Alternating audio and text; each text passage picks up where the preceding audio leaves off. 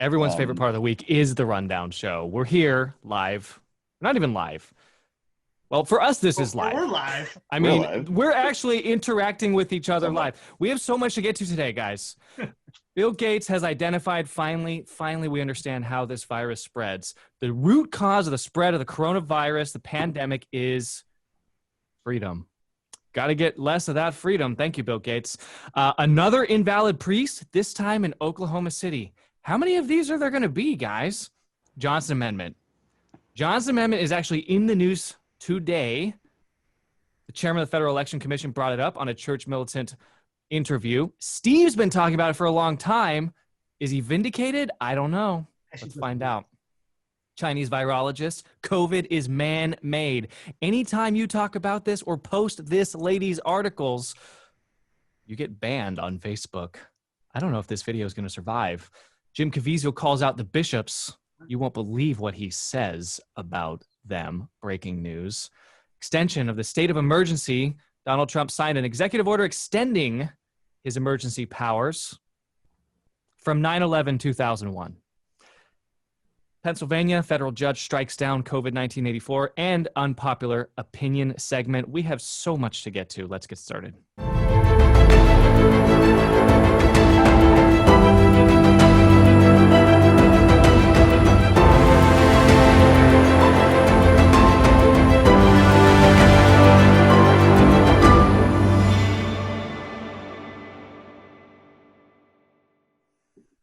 Energy drink.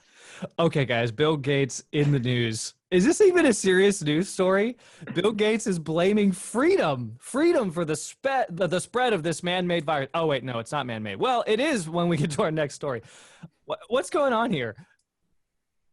He's not necessarily wrong in one sense. We have free will. I mean, the whole reason why diseases exist in the first place is because we had free will, and Adam and Eve chose to misuse it. So he's not wrong, I guess, in that sense. But yeah, he's being a little bit ridiculous, I think, in saying that, oh, we got to take away people's freedom in order to take away all disease. Okay, so Brother Martin is making a theological point. Well, it fits the modus operandi of where Gates has been, as in everything he's done at Microsoft is about restricting your freedom to alter and change any of these programs they're setting up on these ridiculous licenses that then through the kind of marketing push become the standard. And once they become the standard, everyone's using them, crowds everything else out of the market. So Bill Gates has been aggregating to himself control over global health, even though he's not a physician, he is not a doctor, but yet when he stepped down from Microsoft in 2010, he's just been building more, working, these different alliances, different funding of all these different groups. So that the Bill and Melinda Gates Foundation is, I mean, it's incredibly wealthy. It's the biggest donor to the WHO after the U.S. And for how much longer the U.S. is donating to the WHO. And can we just emphasize that we can freely choose not to do what he wants us to do. That's really what it's getting to. So the interplay between the World Health Organization that you just brought up, Ryan. Right. We need to understand. The second largest funder of that thing in the world is not a sovereign nation. It's the Bill and Melinda Gates Foundation. Which sucks money out of all these different sources. Meanwhile, Bill Gates' net worth has doubled since he stepped down from Microsoft in 2010. How is that possible? Literally. Well, when you run a foundation, aren't you supposed to be giving money away? Aren't you supposed to be becoming more poor? This man puts himself out as though he's a philanthropist. Yeah, well, like Chesterton said, the philanthropist neither loves nor loves man. And with Bill Gates, I think that's pretty clear. His dad, who died just recently, was one of the bigwigs of Planned Parenthood for years, and was very much addicted to eugenics. He was friends with the Huxleys. He was very much his goal was Malthusian world population reduction on a mass scale.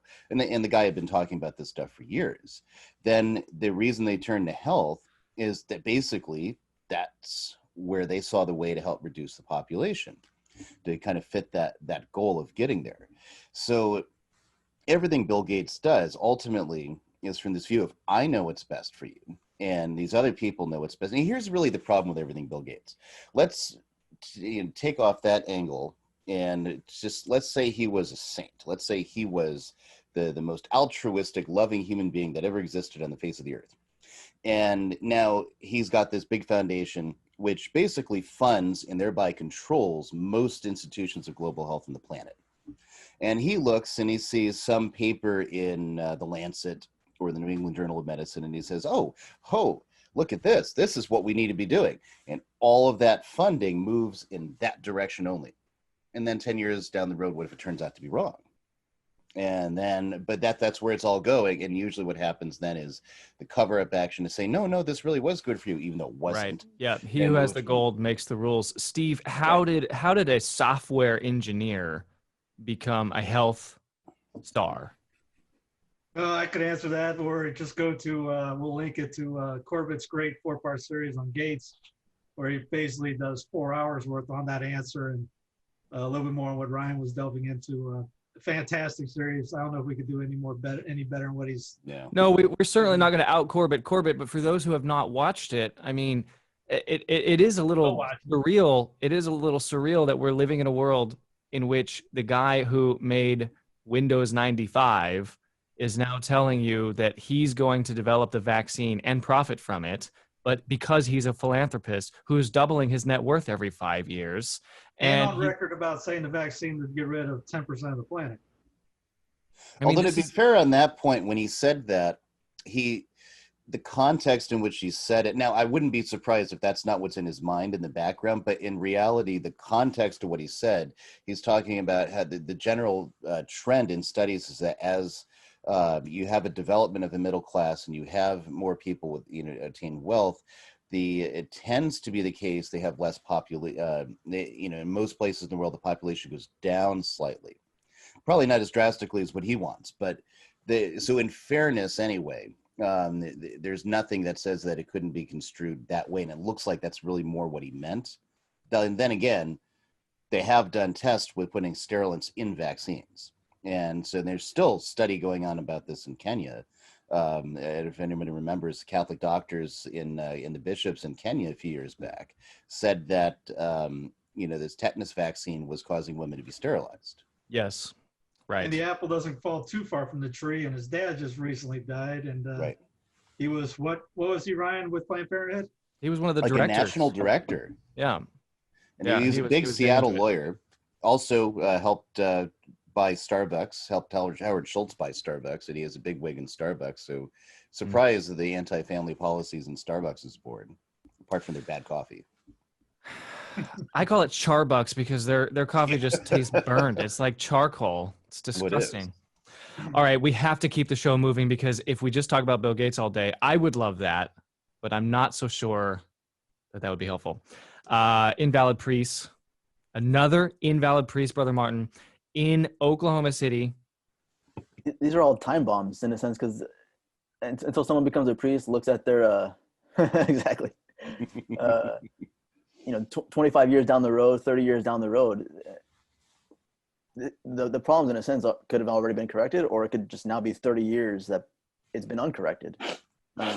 Technically, so here's what happens.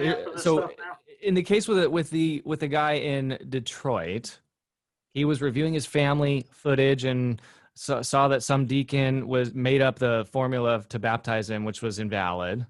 Yeah. And then it turns out if you're not validly baptized, then you're not validly confirmed, then you're not validly ordained, and none of the sacraments which you have confected are valid, including the people that you have married, the people that you have absolved from sin, the masses that you have offered, the anointments that you have done. So there's a whole ripple effect from the novelty of these renegade deacons, permanent deacons that are just like making it up on the fly. It's like you have one job: read the words on the page. Exactly. So this happens again here's my question though, gents. If I were tell me if I'm going too high into the right. If I am a bishop, we're screwed. First of all, if there's a single Jesuit in my diocese, he's either burning at the stake or running for his life. But second behind that, I'm taking every single one of my priests and I'm conditionally rebaptizing and reconfirming and reordaining every single one of them, because you just don't know, right? You just don't know anymore with the novelty of the 80s and the 90s and all the renegade crap that was going on. Why take the risk? Exactly. And then, I mean, I know some seminarians that, have gone back to seminary and have conditionally baptized each other.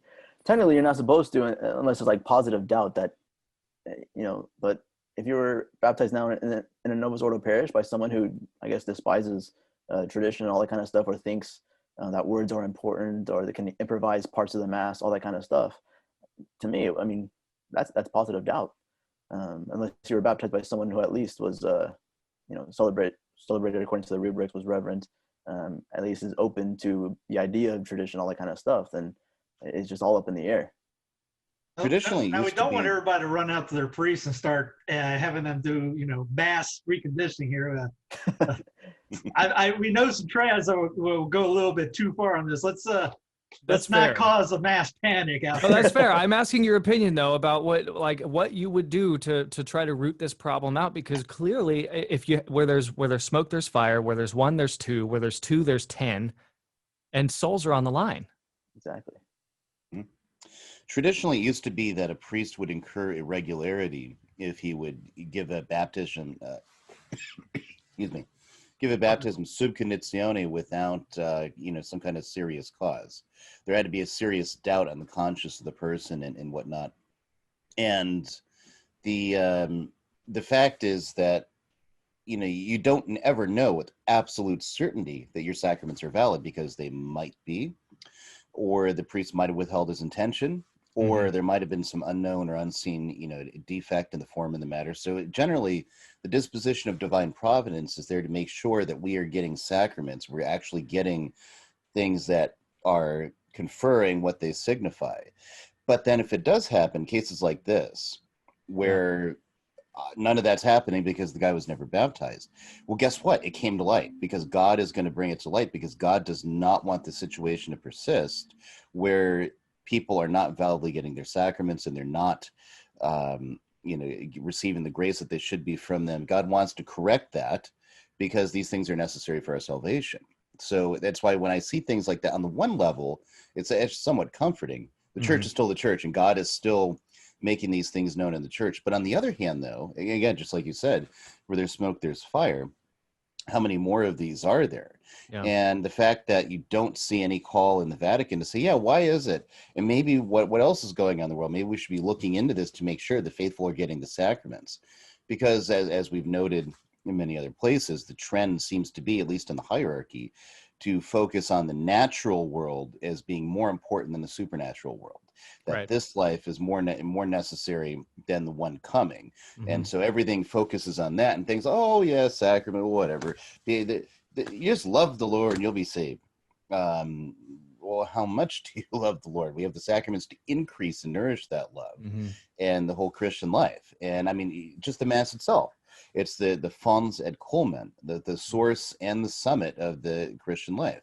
It's the thing that it just seems like this is another thing for us to worry about, especially in the traditional community, right? Like now, not only do I have to be an archaeologist and a historian and a theologian and a liturgist, and I have to know a little bit about sacred music and sacred art, and I have to piece together what Christendom was, because no one is doing that for us. You can't walk down to your typical, neighborhood parish and get fed in any of these. Now it's just another thing of, okay, I have to wonder at least. It places doubt in the subconscious of the faithful's minds. I'm not saying that anybody should be wondering or putting undue I'm certainly not advocating for scrupulosity or anything, but or anxiety.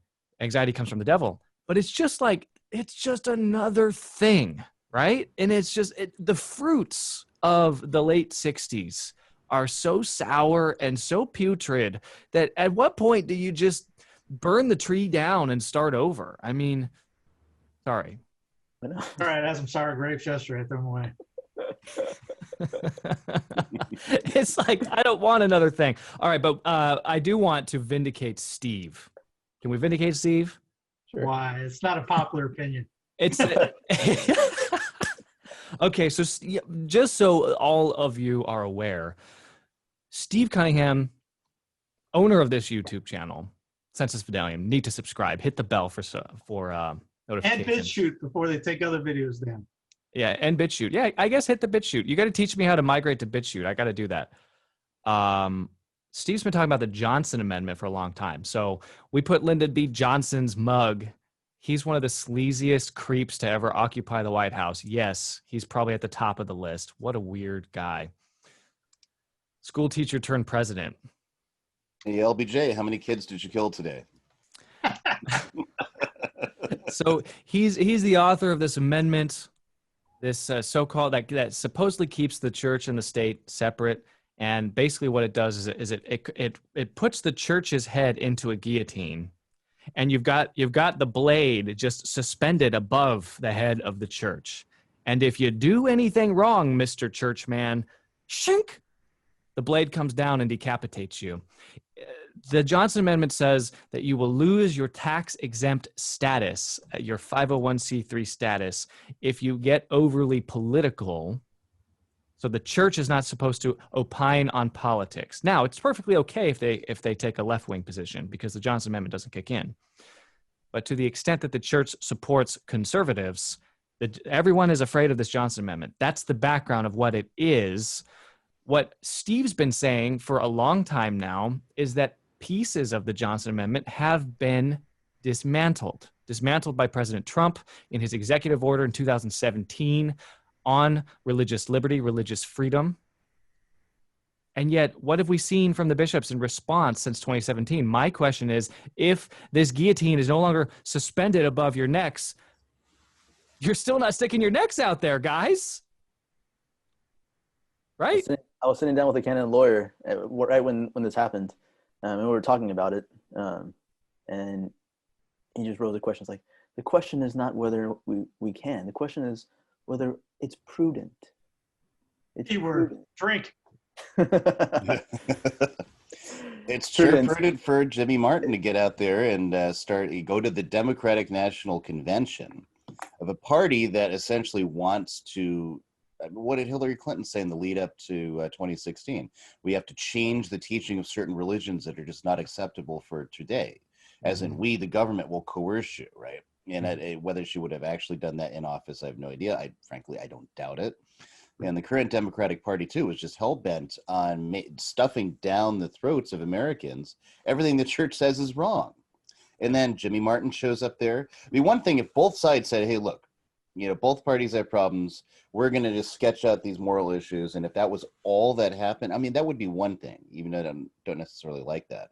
But they're not doing that. All the activism's for the left. You can do that with impunity, but if your father Altier or your father, I already forgot that guy's, the priest that was shut down by his bishop. You've got Father Altman, you've got Father Rothrock in Indiana, you've got Father Nolan in Denver, all silenced. All silenced. These guys are, basically saying, look, folks, we need to give you guidance. Here's the guidance. And the whole notion of political Catholicism, unless it's in service of the left, is completely dead, and has been in this country for a very long time. It's like the echoes of the 19th century. Oh, no, we got to show that we're good Americans. We're not influencing the politics, because we can't do that. So you had Catholics come over from Europe, where they were very heavily active politically.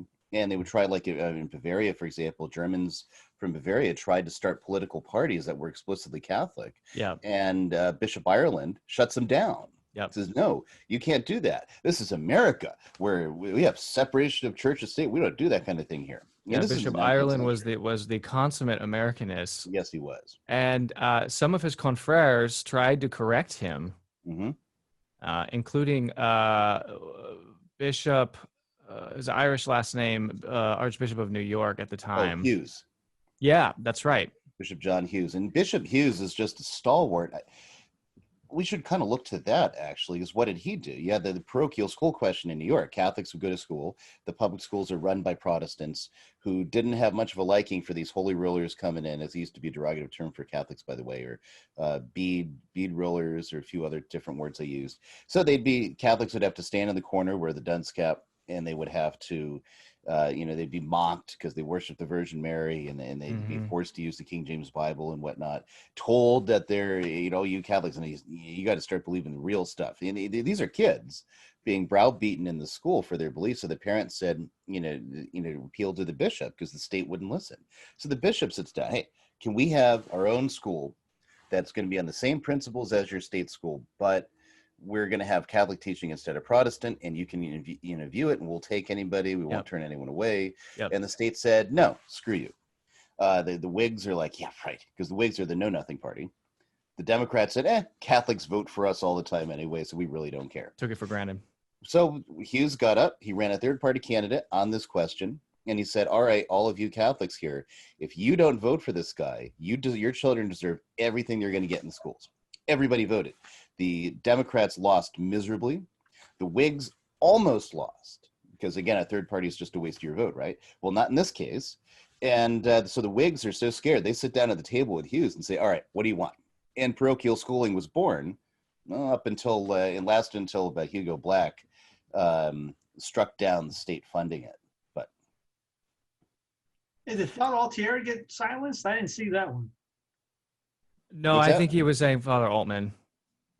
Yeah, because Altieri, they had the local Fox affiliates been going after him, which is part of Event 201. If no one's watched that yet, they call him a conspiracy theorist and all that. That's got taken out from the channel, by the way. But somehow it's on another with 400,000 views. And I've been getting private messages about priests who are getting silenced in various dioceses. One lady told me about 2 that happened in her diocese in Florida. But these are not famous priests. They're not YouTube stars per se, but they speak out. They say one false move against Black Lives Matter, Antifa. By the way, if you just say BLM Antifa and you just spell that out, that's the new LGBTQ RSTUVWXYZ. You get flagged on all the videos I have on that are flagged with that. Yeah. Sorry. Oh, by the way, I just flagged this one. Trey Traynor's video that CMTV did. Watch that. It was a fantastic interview. Actually, it was a friend of mine, close personal friend, I won't give out a name to protect the guilty, was the one that's been telling me for weeks to do that, talk about the amendment. And a friend of mine that used to be in D.C. and worked in there, he actually told me, because I was ignorant, I didn't know this happened in 2017. I thought it was still rolling. He says the executive order does protect churches from speaking out against political and moral issues. However, the law still stands that churches may not intervene in a political campaign for or against a candidate for public office. So a pastor can condemn abortion, etc., but not the candidate supporting it, which God's amendment. And he says he'll review the thing. But in regards to that, Trey actually talks about that the priests are still scared about the money, and the bishops definitely don't want the money not being cut off from the government teat, which they'll never say anything about. So what Steve's referring to is Trey Traynor, who is the chairman of the Federal Election Commission. We covered this actually on several rundowns ago when he was appointed and confirmed by the U.S. Senate. He's a traditional Catholic man with a bunch of children, I think 7 or 8. I used to know him when we mutually went to the same parish in Austin, Texas. He spent his life as an attorney fighting for life, fighting for the rights of the unborn in Texas. He helped carry Texas for Trump. And now he's the chairman of the Federal Election Commission. They do have a say in vote, mail-in ballots. They do have a say in all kinds of things. So it's a good thing that he is where he is, and he's confirmed by the Senate. Like I said, now I think the FEC only has either 3 or 5 members. This is not like the Supreme Court with 9 or some other huge body of governing people. So when you imagine that there's a traditional Roman Catholic who's like one of 3 and he's the chairman, that's a pretty good thing. So we're happy that he's there. Now, he was interviewed by Mike Voris, and they were talking about not only mail-in ballots, but the Johnson Amendment. That's why it came up into the news, which totally vindicates you, Steve, because you've been saying this for a while. I don't have the microphone that others have. You got a pretty good one. Actually, you don't have the best one on this show, though. Your audio is always lacking. You got to get with it. Really? It's slow right now? No, it's fine. I'm just teasing you. Okay, we got to move, though. We are talking about a man-made virus, according to a Chinese virologist. And she actually went on like Fox News, didn't she? I mean, she was out there. The And you, conspiracy Fox News channel. now this is mainstream news that you cannot share on Facebook because it will be not only shadow banned, it'll be outright banned. It'll be overtly banned. Why? They don't want to get Because it challenges the narrative. Nobody dove on that. Nobody I don't dove know on that. if we can have a drinking game every time I say Event 201. They say it. It's kind of like they're doing that right now with the presidential campaign. They're actually game planning that too. And we're just sitting there going, they got a general out there talking about a coup going on right now for a potential one. And as he says, there's never been one when they say, if he doesn't do something. They're not even waiting till that to even talk about. They're talking about it now, just like they did back in October with the Event 201. Yeah. Yeah, if you talk about the narrative, they shut you down. Yeah, the censorship is huge. They're in for the long run. This is not ending November 4th. This is not ending next year. This is But I mean, ready for 6 years maybe of this. in the land of the free, the home of the brave, You up, Lee Greenwood. you cannot say what you actually think about an issue. And Because it's not even like she's just out there, some YouTubers coming out and saying that. She's a virologist. She's got credentials. She also has experience in China. She has a knowledge, specific knowledge about a lot of the details about this. She's not just some random YouTuber or blogger or something. And that expertise, the powers that shouldn't be, have decided is verboten, is forbidden. You can't hear that because you can only hear what we have decided. So it's everything about this phony pandemic. It's not a pandemic. There's no pandemic. There's no disease. Whatever the disease is, it's already worked itself out through the population that's most vulnerable to it, thanks to the connivance of so many governors who stuck people actually infected with COVID into nursing homes and murdered them. Beside that, there is no pandemic. It's already filtered out. They have to manufacture these cases in order to keep it going. And then you get someone who adds to that, even as it's coming out, that say in Nashville, Tennessee, the government worked with the local health authority to suppress the numbers so people couldn't see how much nothing was going on, to keep them all scared and in panic. And this is another facet. We got to keep the panic going. So they got to shut her down because the media and the government essentially has already decided what's true for you. You're not allowed to know and hear it yourself. That's why this woman's being shut down. yeah. Remember that movie Ants? The villain says, what if there's so many of them? What if they get their own? They start thinking for themselves. What's going to happen? They'll revolt on us. You got to keep them silent. You got to keep Was that a us Bug's alive. Life? Oh, What? it's like the ants, ANTZ, right? Yeah. Yeah, I watched that when I was like 8. Was that Bug's Life or Ants? I thought it was a Bug's Life. Bug's Life? That was Yeah. one of the two. The grasshoppers saying, hey, we can't let Yes. them get ideas. Yeah, that's right. Well, leave a comment if you know the answer to this because I have no idea what you're referring to. Leave a comment. Okay, COVID is man-made according to an expert Chinese virologist. Jim Cavisol is in the news. This actually happened just moments before we started recording this, so we're going to be breaking this story. Jim Caviezel, who very famously made his career by playing our Lord in the movie The Passion of the Christ. He's been in other movies as well, Thin Red Line. He just released a movie about a topic that I don't think we should go into right now, but it does involve Jeff Epstein. Good timing on that. He comes out today and says that the bishops, they're traitors. They are traitors. Uses the word. I mean, that's strong language from a guy with a big microphone, yeah? It is, definitely. I think we all feel it, whether we want to defend the hierarchy or we just are very outspoken. We all feel abandoned. And this is uncharacteristic from Cavisol because, look, he's a Novus Ordo Catholic. He's a John Paul guy.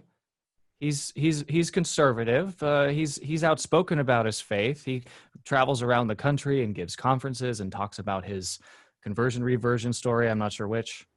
He talks about being struck by lightning on the set of Passion of the Christ, I think twice, and spiritual warfare and all these attacks. So, I mean, look, he's.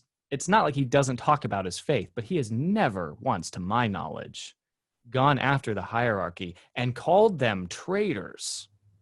People are ticked. People have had enough.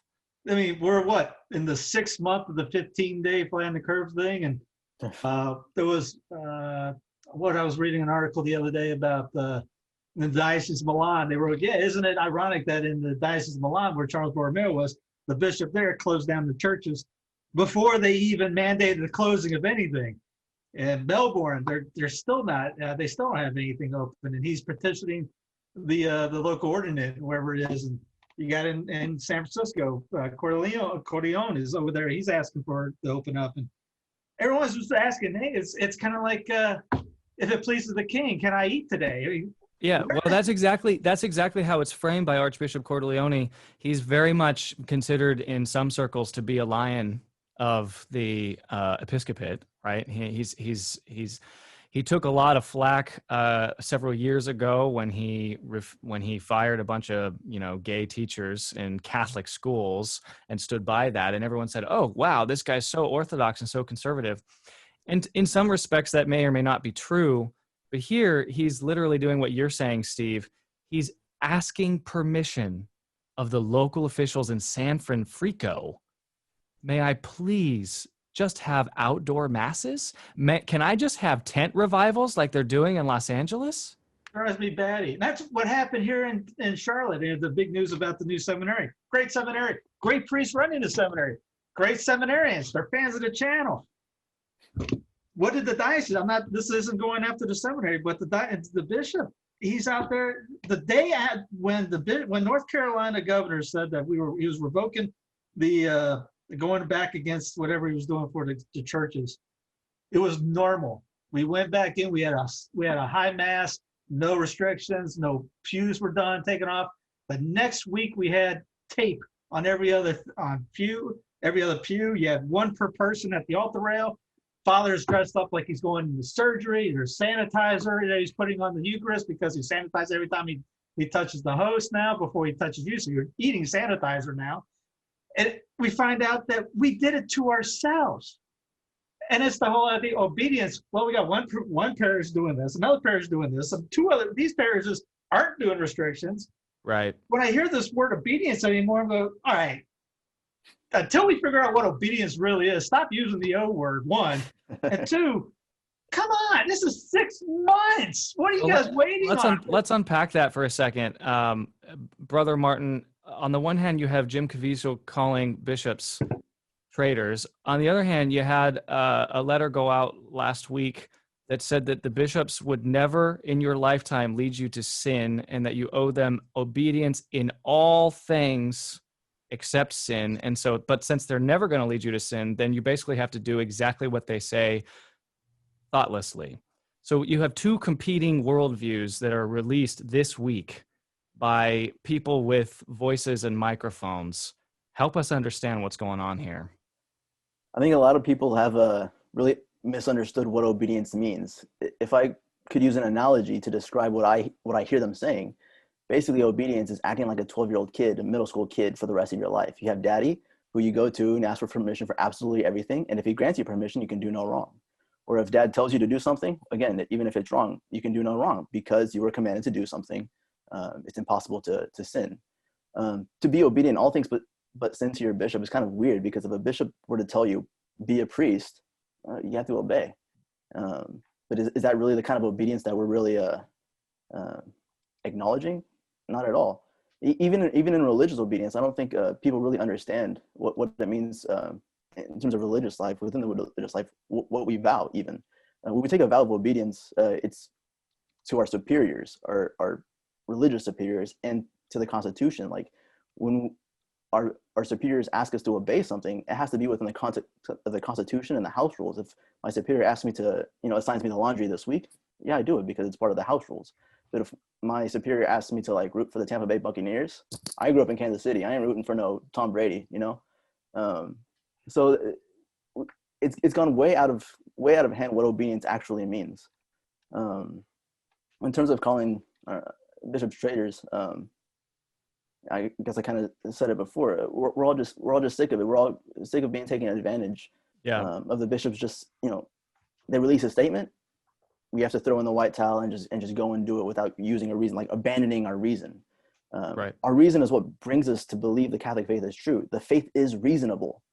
But For isn't there a distinction to be made between the levels of obedience between those who have professed vows like you and those who are lay people like me? What must I absolutely do if my bishop tells me that I have to wear a pink pony suit in order to, as a precondition of receiving the sacraments? That's not objectively a sin, is it? Right? So do I have to do it? Right. It's unreasonable. I mean, that's the thing. It has to be reasonable. And so If he tells me to marry his niece, Yes, or something. that's that's not a sin, right? He's just trying to make sure that she gets a hunk like me. So and I wouldn't blame him one bit, but do I have to do it? Of course not. Of course not. And so that's the blur.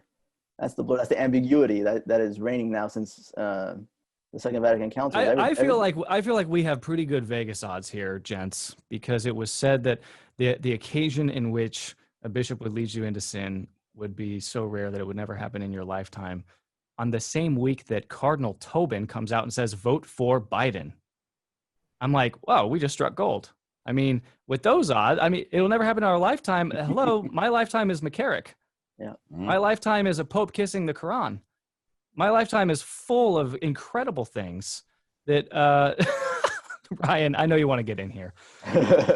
Really no need to. I mean, brother laid it out perfectly well. I mean, you read in Lives of the Saints, especially religious, where, you know, their confessor, their spiritual director would tell them to do something, but then they just received this vision from Christ, tell them to do the opposite, and Christ says, well, obey. And so they do that, and then Christ comes back later and says, oh, your obedience pleased me. Whether you know, various saints, you see things like that, or the superior will order them to do things that are seemingly ridiculous to test their obedience, to test their virtue and whatnot. Mm-hmm. Well, they take vows for this reason, and part of the purpose of the vow is supposed to be the crowning of their sacrifice to the world, dead to the world, so that they're growing more in holiness. It's peeling away all these things toward perfection in that state. That's the thing, not just perfection generally, in that state. There's a reason why these are evangelical councils and not evangelical like divine precepts. Okay. So this in real life, you know, especially for lay people or husbands and fathers and whatnot, the fact is that, you know, we have to get perfection in our state. So there's a certain degree to which we have to have obedience, as, you know, in the analogous language used of priests as, you know, and bishops as fathers, and us as children, is in terms of, you know, receiving the faith, receiving the sacraments. So the bishops do have spiritual authority, and there are ways in which we have to obey that. Mm-hmm. But it also has limits. And when you come into like the civil sphere, unless the bishop is provided with temporal rule, like in the Middle Ages, where some bishops were prince archbishops and whatnot, they actually don't have the authority to command us in secular life. Like you said, you're going to marry my niece. Your Excellency, no, I'm not. I'm the bishop, and I'll never lead you to sin. Therefore, you have to obey. Sorry, that doesn't work. That's not realistic. Yeah. And it's not reasonable. And the same thing, you have to go to Mass in a zebra costume, because I read somewhere that's going to stop the transmission of disease. It's like, I mean, that's the level we're talking about here when you say that, oh yeah, you got to obey them and everything. I mean, it's not reasonable. So same thing too. Steve sent an article last night that was fascinating. It brings up a bunch of canonical points, Steve, in which, you know, the author is making the point that to place a precondition upon you receiving the sacraments, like wearing a mask, let's say, is flipping the logic of canon law on its head, because it explicitly states that the faithful shall not be denied the sacraments when they seek them lawfully and at the appropriate times. And now you're saying that, well, if you're sick, you can't receive the sacraments. If you're not wearing a mask, you can't receive the sacraments. That opposes the entire logic of canon law, yeah? Yeah, we're living in a time we're living in this gaslighting event where 99.98% of people recover. It's killing virtually nobody. And I can't go down to the Belmont Abbey down the street here and not go in without a muzzle on, because the sign says muzzle's required. no questions asked. But again, the girls can be in there with shorts on. As long as they have a muzzle on, we're good to go. But again, in the letter, it talks about because of health. Now, we can find a score of articles talking about how muzzling up is hurting your health. Mhm. So yes, technically putting a mask over my face right now is not simple. It's not equal to going over and stabbing somebody in the back right over there. But I don't, correct me if I'm wrong, maybe I'm confused. Hurting ourselves isn't a good thing. I mean, if we know blatantly that breathing your own CO2 is harmful for yourself, it can screw your insides up, weaken your immune system, and many more other things, not even including psychological factors on kids that look at emotionless faces and screws their mental capacity up, or forcing the kids per se to wear them in either hot conditions outside in the parking lot when they're making each other not look, treating each other as biohazards. Kids at schools. That seems not a good thing. Like I said, correct me if I'm wrong. Well, so just two follow-ups to that. The first is that anybody who does any digging at all into the efficacy of masks will be overwhelmed by objective, non-political, agenda-driven studies that predate COVID-19 84 that say that the masks do not work.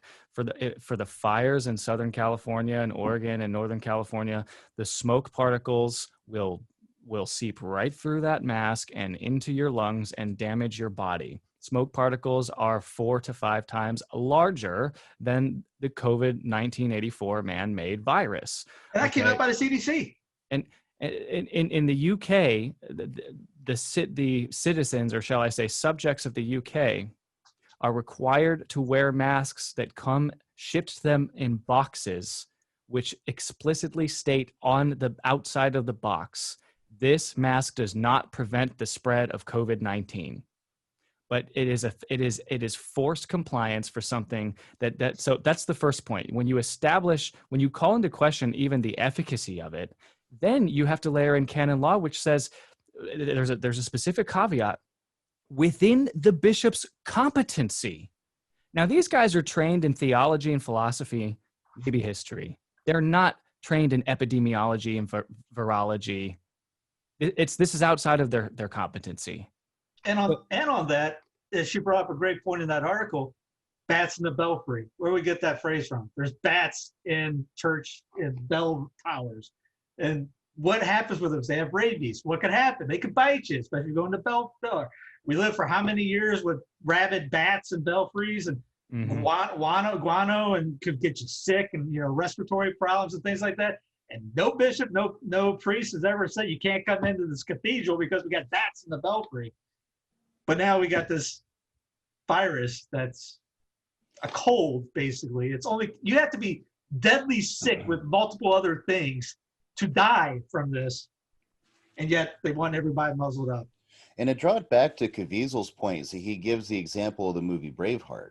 And he says, which I hate because it's totally historically inaccurate. But anyway, but even in the movie, you have the English and the bad guys. But he says, who are the worst bad guys? They were the Scots who were working with the English. And that's whom he compares the bishops to.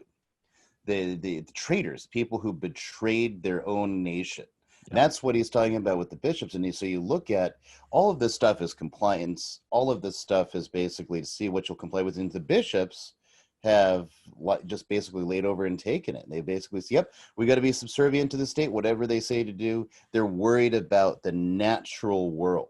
Well, just wait till we get to the unpopular opinion segment on that, Ryan. I was going to say, take the vaccine. That's gonna. I'm not even going there. I'm not even going there. Just all their focus is on this life and not the next, and that's the way in which they've betrayed us. Instead of getting us to heaven, they're like, well, I just want to make sure you never get sick, so we're going to do all this, even though we never had to worry about that ever before. Right. And just one other point, just because we put together this little compilation, it has been said that face masks are really a trivial thing. It's trivial. Why would you oppose it? It's trivial. Not a Not the hill to die on. die on. No cares. Who cares? Not big Yeah, deal. well, this after 20 minutes of internet searches, you might get a kick out of this. Oh no! If you riot and looted, they won't do nothing. If it was Black Lives Matter protesting, they wouldn't do nothing. Watch that! Watch that! If it was Black Lives Matter, they won't do nothing. Hey, what country is this, huh? No rights? That's what they do. That's what they do.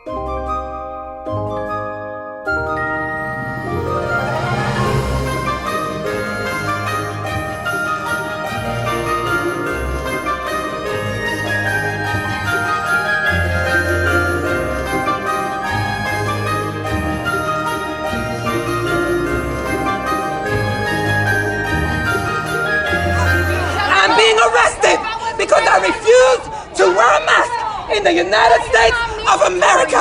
This is where we are, people. This is where we are.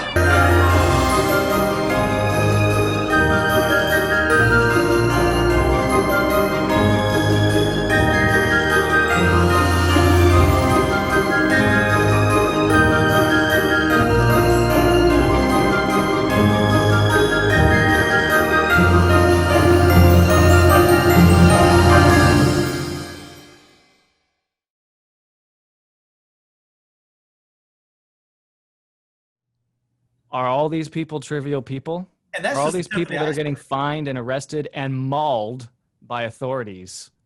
And Are they what you trivial? did, you could have probably found one for an hour and a half if you just even did more. Yeah, exactly. We don't have unlimited time. None of us are professional Catholics here. We all have day jobs. We don't have unlimited time to come up with these compilations. This is a 25-minute exercise in what's happening around the world. And you know what? It's happening everywhere, every continent except Antarctica. Well, they actually had an article about going to Antarctica. So they're talking about going down there to see if COVID can live. So the penguins are about to be. There's a guy in India that got arrested for failing to wear a mask in his car driving down the road by himself. Okay. This is, did you see the pregnant woman carried off in Australia? Yeah. Carried In off pajamas. because not even because she wasn't wearing a mask, but because she posted on Facebook that you shouldn't wear a mask. I thought how about the guys getting arrested in Melbourne? Was it Melbourne or Victoria? And when they're being hauled off, the other cops are forcing a mask on their face. My goodness, to call that trivial is really tone deaf. All right. This is really interesting, guys. The state of emergency has been extended. We're in a state of emergency right now. Did you know it? But it's not the kind of state of emergency that you would think. We're in the state of emergency for Islamic terror still. Yes, since 9/11, President George Bush declared a state of emergency. It has been subsequently extended by executive order by every single president every single year. And this past week, President Trump did the same as his two predecessors in extending the state of emergency. We're in a state of emergency. Can you feel the swamp filling up more? Well, you see, he is draining the swamp just into a giant pool of all in one spot. So That's it, to turn it into a reservoir of filth. yeah, exactly. So there is clearly a link between the security state and the biosecurity state, right? So we're living in a world where the president continues to declare that there is a state of emergency insofar as there might be another Islamic terrorist event in the United States. And for that reason, he has appropriated to himself so-called emergency powers that normally do not exist in the executive branch of government. It's because of Islamic terror that we have the TSA, that we have Homeland Security, that we have the security state already. Those implements, those tools have now been turned against us, and they're being used to make sure that we don't cough on each other now. But where are the Muslim terrorists? That's my question. I haven't heard about this. Partying right now. There's hardly ever been a Muslim terrorist that was not in some way funded by the U.S. government, at least at some point in the guy's career. And that's demonstrable, frankly. But in this country, what are the acts of terrorism? And when you look high and low, where's all this terrorism the Patriot Act is supposed to be stopping? Well, there's like none. because it was never really a big thing in this country. It was never more of a threat than getting in your car and driving down the road, because more people die in car accidents every year easily than terrorism. And the fact is that, I mean, 9/11 is one of these one-off things, irrespective. And of course, you heard me last week pontificating on that subject. I won't rehash it, but it's like 3,000 people compared to all the 400,000 people die a year because the medical industry killed them through malpractice or bad treatment. I'm more worried about that than I am about terrorism. What's the terrorism we come up with? Oh, these 5 guys wanted to blow up a bridge. And then a reporter asks, is there any evidence that they could have possibly done it without the FBI agent actually providing them and egging them on to do it because they desperately needed some kind of arrest to prove there's terrorists around? Oh, and then Alberto Gonzalez, the attorney general, is like, no. It's absurd. But this is like the ceremony that every president goes along with, and they keep on, in conjunction with that, adding more executive orders that then get passed on to the next guy and to the next guy until so you had Obama killing American citizens with no jury trial, just on the basis that he himself determined they are terrorists. All that groundwork is laid, just like I said last week, to go into the biosecurity theater. And so this is just more of the, I don't know, no more of the ceremonial thing that basically, your Constitution is just a paper and it's going away, and we're making it go away gradually. Boom. Sorry, I went all dystopian on it. No. I mean, look, you dropped the mic. The only possible follow-up I can say to that is that just to the extent anybody is celebrating the power of the pen when the pen is being wielded by supposedly an ally in Donald Trump, whatever he writes down in his executive orders, whatever powers he appropriates or invents or discovers for himself will be passed on to Kamala Harris someday or whoever else, God forbid. And those powers will be wielded against us, period. I like that heat ray machine that they got. The heat ray? The heat ray machine, yeah, it's another story. But yeah, Trump, or the DC's thinking about using some kind of heat ray on the protesters up there. I thought you were referring to the satellites that the Russians and the Chinese have put in space that have like energy rays on them to take down our satellites. Oh, no, that's a different one. That was announced this week as well. That was breaking news. Now, of course, we've known in open source news, we've known that the Chinese can actually shoot satellites out of the sky from ground-based missiles and whatnot. So the interwebs might be a thing of the past if we have a war like that. Back to carrier pigeons. Or at least ground-based radio waves. Okay, so here we go for our final story before we hit our unpopular opinion segment. And I will have to give a whole preamble to the unpopular opinion segment, okay? Because there's some misunderstanding with the unpops, okay? So we have to clear up the unpops and distinguish exactly what the objective criteria are. But Pennsylvania, judge in Pennsylvania, is he a Bush appointee? Strikes down. Trump, he's a Trump appointee. He's a Trump appointee. Strikes down as unconstitutional the lockdowns that occurred there in Pennsylvania. This is really significant, ladies and gentlemen, because typically what will happen is when a federal judge strikes something down in one place and then another federal judge in another place upholds it, that is the recipe for the Supreme Court weighing in on the issue because you have divided court cases. But as of right now, the law of the land, according to this ruling, is that no governor has the constitutional powers to lock you down in your houses, to close your businesses, to mandate masks and socialist distancing. Nobody has that authority. Nobody. About daggum time. I also like the way he started off his little opinion. Not little, it's like 66 pages, but basically saying that these things are important because once freedoms are taken away, even when the situation is over, they're not given back. It takes forever. It takes a lot of fighting to get things back. So you should always err on the caution of not taking away freedoms as opposed to actually taking them away. Mm-hmm. Steve, you've been saying this all the time. Where's the line? How many deaths do there need to be in order for us to take away these laws of having to wear masks? Absolutely zero. Well, I mean, if it's a sickness, it's a sickness. There's people dying from colds. There's people dying from flu. So it's never going to be 100. Absolute zero. And so, where is that line? And so I think that the judge brings up a very good point, is that now that these freedoms are being taken away, I mean, we're in for the long shot, 6 years maybe. And the problem in the United States of America is citizens are acting like November 3rd, everything's going to be fixed. We really think this is all going to be fixed for a vote. Pass the hookah pipe because I need a hit.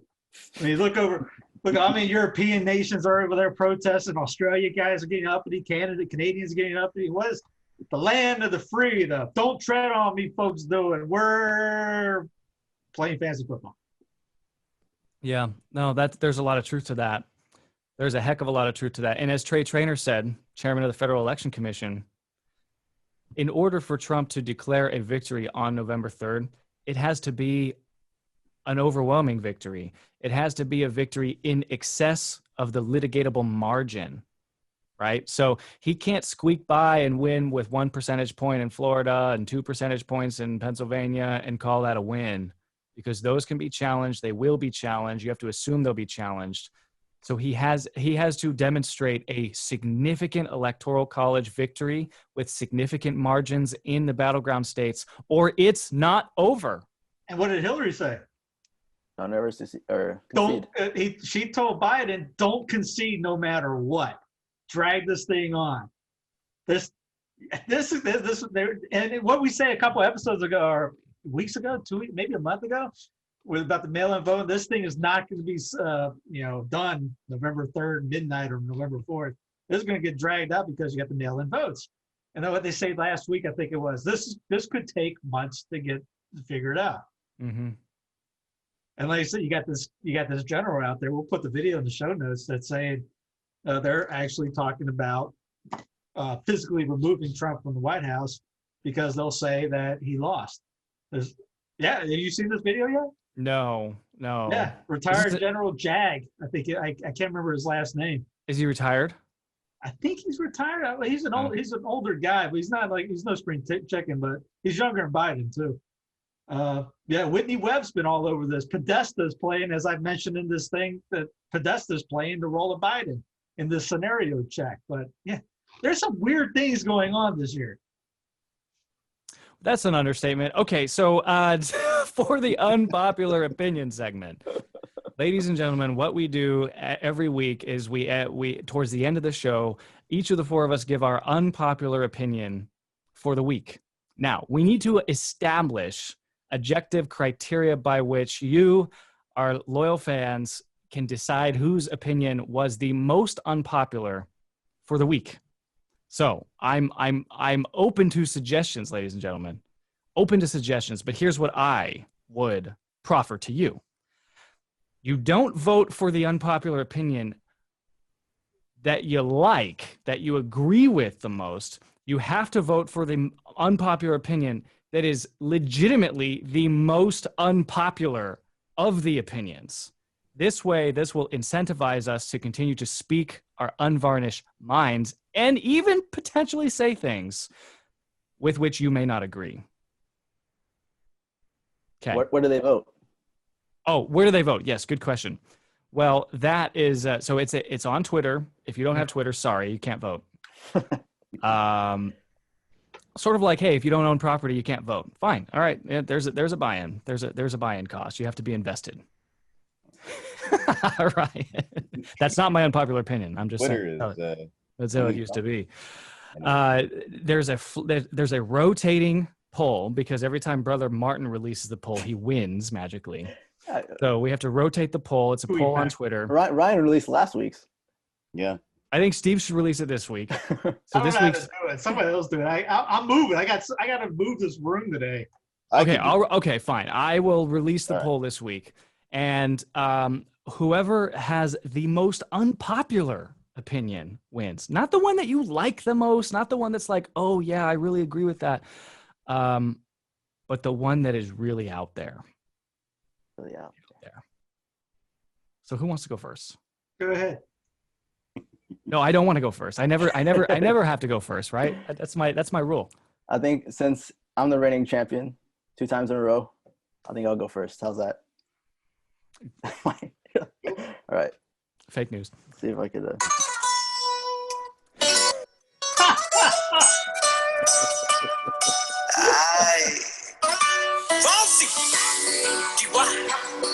It's a terrible song. Is this happening? It's a terrible song. That's my unpopular opinion. That's it? That's all you got? That's it. That's all I'm going for. It's a terrible song. Brother, keeping it short and sweet this week. Wow. Okay. So you're trying to throw the election. You're sandbagging. You don't want to win 3 times in a row. I'll give somebody else a chance. We'll see. We just got banned in Mexico, definitely. That is, I think you just alienated an entire segment right there, brother. But, my own people. Ryan, I can see an opinion just wanting to burst forth from your frame right now. I can see it. It'll be quick and easy. Just something that's the fruit of certain issues at certain churches, and when you get modesty police out and whatnot. Nothing is more natural than a woman breastfeeding. Women should be able to do it in public. Women should be able to breastfeed in the church itself and not be shooed off to some little torture closet somewhere in order to breastfeed. And if people have a problem with it, they've got the problem. And it's not immodest. How you could get turned on or have bad images about a baby eating, you've got the problem if that's the problem. So women should just be able, wherever they have that need without being harassed by modesty police or by fools on the other side of things or whatever.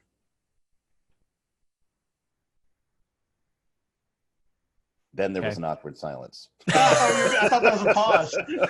No, but you're saying that like you could throw one of those like nursing covers on, right? Yeah. And do it.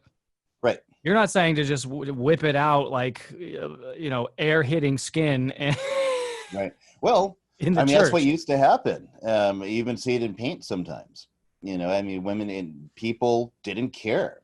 You have works of art where Pete Priest used to say mass under that has that with the Adam and Eve nude. You have in Rome, a saint having a spiritual experience that's modeled off of a sexual one. Big sculpture, famous sculpture, and priest said mass under it. Yeah. And so you have basically Our Lady Leche. What's that? Our Lady of Leche. Mm-hmm. Yeah, and then you got the Maria Lactans, right? And so I don't think we should be cover up. Sometimes the baby doesn't want to cover up. Sometimes they just want to rip that blanket. Oh, everyone has experienced this. You've got the baby who's old enough to to rip the sheet off, and mom's trying to stay covered and nurse this baby, and mass is going on. You're trying to be quiet, and now she's got to run outside, and everyone has had that experience. All right. So my riposte to the modesty police is it shouldn't be a problem. Okay. There we go. I was joking with Ryan. I said, man, I can't post a news site without somebody yelling at me for the photo that they use of, that was immodest. It's making me think bad thoughts. I'm like, really? It was the arresting on the beach in Spain. I'm like, wow, that got you going. We need some help if that stuff's really hurting us. Yeah, I saw that photo actually where you got that. There was another one of a lady in a bikini with a mask on. I thought it was hysterical because she's got this bikini on and a mask. I'm like, well, I won't post that, but come on, let's. Well, never mind. I'm not. I get it all the time because the photos I use, I've had people get upset. Hell, or I have a picture of hell. That's I can never please anybody. Well, you can't do anything right, Steve. So maybe this week you can do something right and give us your unpopular opinion that wins. I don't do anything right. Does not win. Brother's gonna win. I'm voting for Brother. Well, before I did the unpopular one, I mentioned how it's kind of funny how that whole Cuties Netflix thing is now a right-wing conspiracy thing if you're against pedophilia. And the Reason TV, the libertarian group out there, they're all for cuties. It's unreal. Now they're defending it. Yep. And by the way, I think doesn't Obama, doesn't he run Netflix or he's part of the board or something like that? So he had to approve that if he is. Anyway, just throwing that out there. What's Amazing Polly has a great video on this. So Trump stopped giving money to the WHO. Again, I'm not saying don't vote for the guy. We got two people. Biden cannot win. Kamala Harris cannot win because it'll be President Harris, and we'll see at the gulags. But for people that think Trump is on our side, there was a great video that Dave Cullen did on, is he for us or against us? That's something when people from overseas see it as well. And again, you don't have to be a cultist, and you got to be able to call your man out when he does something wrong. It's not saying he's perfect. No one's asking for a perfect guy to come out. I know Garcia Moreno's not walking through that door to be voted on next month or 2 months from now. So I understand reality on this, but call it out. Call out the errors when you see it. He takes money. They take money from the WHO to do what? Give to Gavi. That can't be a good thing. He tells us we're not going to use the vaccine. We're going to use our own vaccine. We're going to rush that bad boy out. Who's going to take that? Well, the bishops asked tell people to get the vaccine. I've seen articles where it said we're not opening up till we get a vaccine. Melbourne was one of them. I don't know, it drives you batty when you see all these things, and you see nobody out there talking about it except for how great everything is. Look around. Am I living in the daggum Twilight Zone? We live on a clown planet. I know that, but can we at least turn the Twilight Zone off? So what you're saying is we do need to just make distinctions that people are not willing to make. People just want to join a club, join a team, and go all in on their team or their club or their clan or whatever it is, defend it to the death, and not be self-critical of their own clan, so to speak. Yeah, that's why I don't buy into that Unite the Clans bumper sticker, because the guys on the clan that want to unite the clans, they're not thinking like we're thinking. They're not calling out things that we've called out or said or anything like that. They're straight. We're doing this. We can't say anything bad about these guys. Can't say bad about this. If you're not with us, you're against us type mindset. I'm not in that clan. I think that's going to be the unpopular opinion. Steve is clanless. That's his unpopular. Steve has no clan. All right, I'll give you my unpop for the week. My unpop for the week is as follows. I believe that we are heading into a second lockdown. I believe that it's been preordained and pre-negotiated between government officials and the Catholic Church. Catholic Church has more to gain from a lockdown than from opening the churches and letting you people, you faithful, fill the pews and fill the baskets. The church is going to be bought off again. Once again, there were billions of dollars transferred into the coffers of the Catholic Church through programs like the PPP, the bailouts, etc. So it is more profitable of the church to stay closed, force you to live stream, than it is for them to stay open. They are laying the groundwork for that, in my opinion, by pre-silencing good, holy priests. You've seen 3 go down in the last 90 days. 3 that were on YouTube that are not allowed to be on YouTube anymore. And this will continue. And I think that this is all happening because Bishop Robert Barron, ding, ding, ding, is part of the Deep Church who is trying to silence these guys. He held a secret meeting in July where he invited the CNA, which is a subsidiary of EWTN. He invited the National Catholic Distorter, Crux Catholic, etc. And they colluded with each other on taking down these conservative priests. Why? Because when you're at home and you have to live stream your mass, they don't want you listening to a conservative live stream. They want you listening to a Deep Church live stream. So I believe that the silencing of these priests is happening as prepping the battlefield, so to speak, for when, not if, when we go into lockdown 2.0. And that's my unpopular opinion for the week. And just to follow up on him, England's already talking about canceling Christmas. And also on that, you got AI was Google and the Pentagon partner on COVID-driven AI. So you'll have the, like we mentioned last week, going to church going to a parish, if you don't have your clear health screen check, you might not be able to get into a parish. And you think you're crazy, go up and look all that stuff up. You see Amazon's first health wearable is no Fitbit or Apple Watch clone. You got tracking devices being experimented in colleges right now. It's kind of funny if you go to the CDC site. It says, just to let you know, make sure these are legit people calling you. During contact tracing, the health department staff will not ask you for the following: money.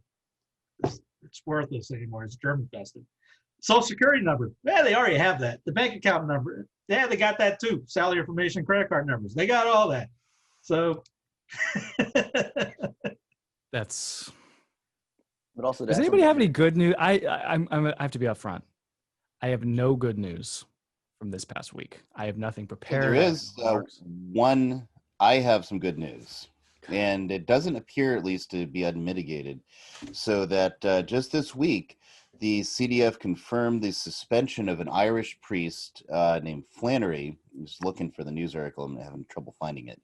That would not subscribe to a document from the CDF that required him to accept church teaching on women's ordination, homosexual activity, marriages, etc., and several other things that he was suspended back in 2013, I think.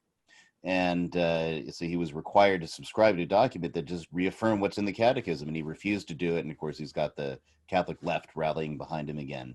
So that I thought was pretty good news. I'm like, all right, great. Now let's do Jimmy Martin. Mm-hmm. That is good news. Good. They found life on Venus. Life. Yeah. Brother, anything? Nothing? To be honest, my optimism comes from my daily life. I don't really trust news to give me good news, because good news doesn't really sell, right? So. Well, last week I had good news, and I have this patch. Okay, that Steve, you gotta help me figure out how to sell this. I've never seen like a hat. Okay, it doesn't come with the hat. It's just the patch. It's the RTF. It's the Cross of Santiago. And I think these things are so cool. And then I'm like, I roll this out, and you're like, oh, by the way, I have good news. I founded a monastery. I'm like, I can't win. Yeah, Mike makes a patch. Brother finds a monastery. I can't win. Tell me something good, Steve. All right. You save a lot of money by switching to Geico. Are we on the shameless plug segment? We're shamelessly plugging. Okay. So this week, as I mentioned the subscription service for Mediatrix Press last week. So we just did our first month with it. We actually got the seraphic order out to, I believe, everyone, or at least it's in the mail. Anyway. Got mine. So this month,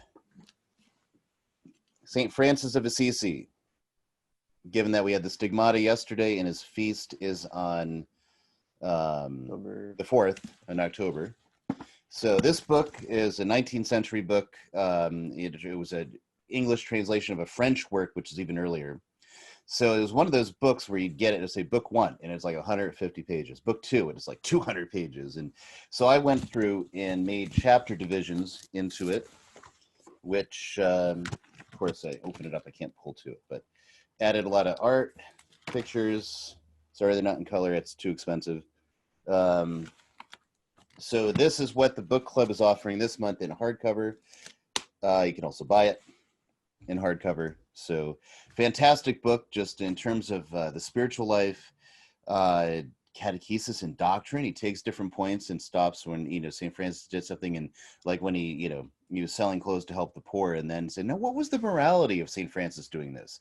And then they go through the various authorities, to explain what he had done and reconcile it with, church teaching. They add in all sorts of commentary from theologians, even on certain aspects of Francis's life. So it's a really fascinating work, a lot of great material there. And just you can't lose with that book. It's fantastic. And while you're walking down the street holding your book of St. Francis, wearing your hat with the patch, walking Chewy. Chewy. Dog walking Make yourself a statement.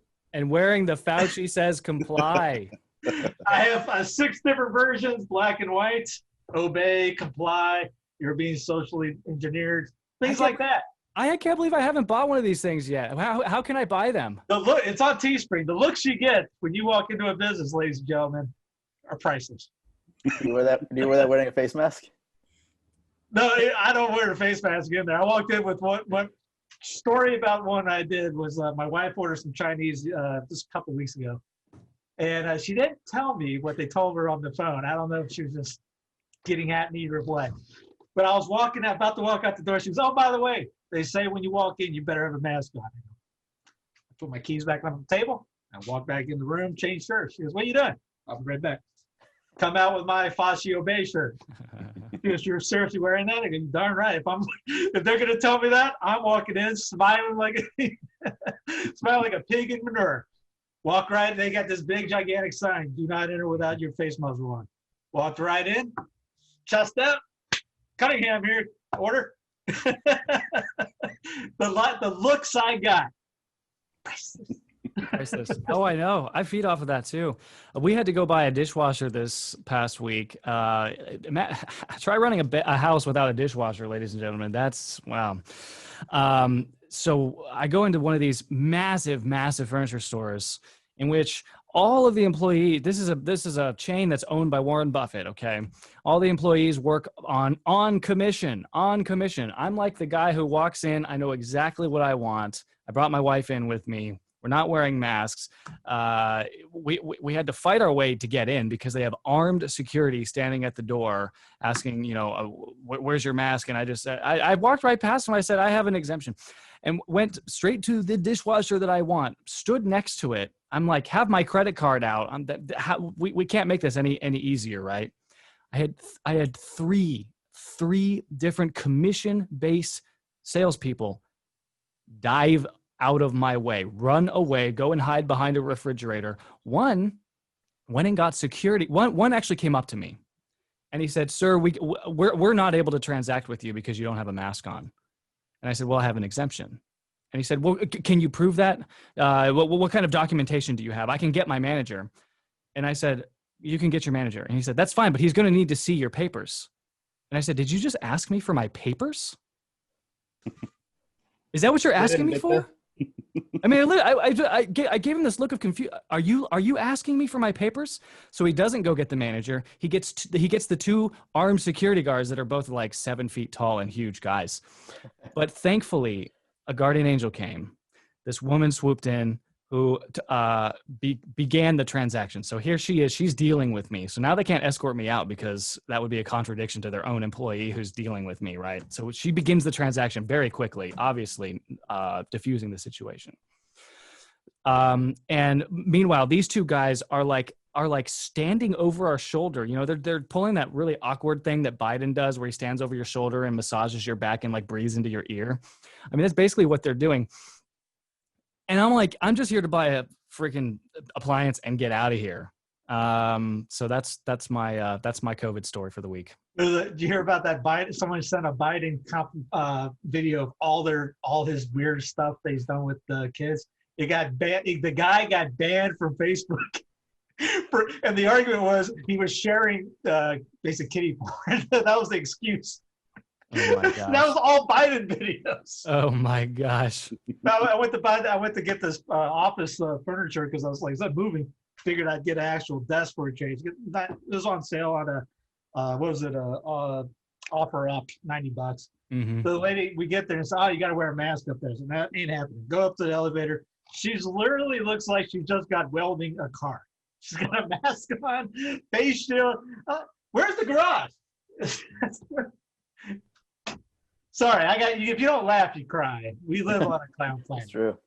My COVID story. So this is Idaho, and probably at least in this county, only even though the county mandated it, and it's technically a misdemeanor not to wear one, only about 30% of the people actually wear it, and the cops don't enforce it. And they declared at the health board meeting, we're never going to enforce this. So have fun, guys.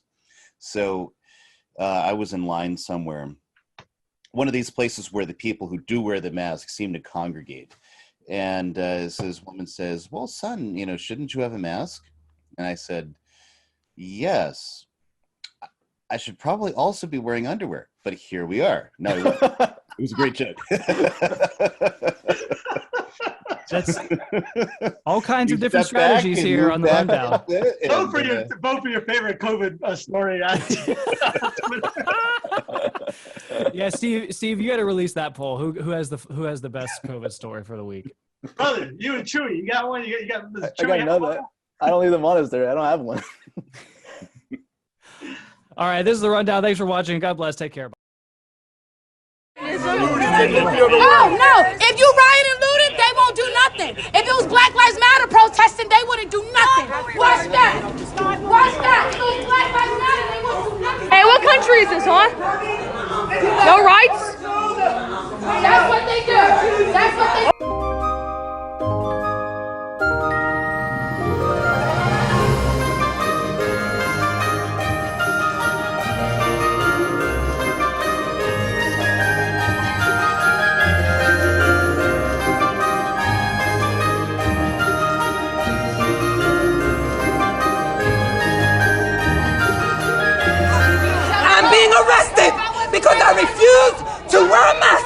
in the United States of America.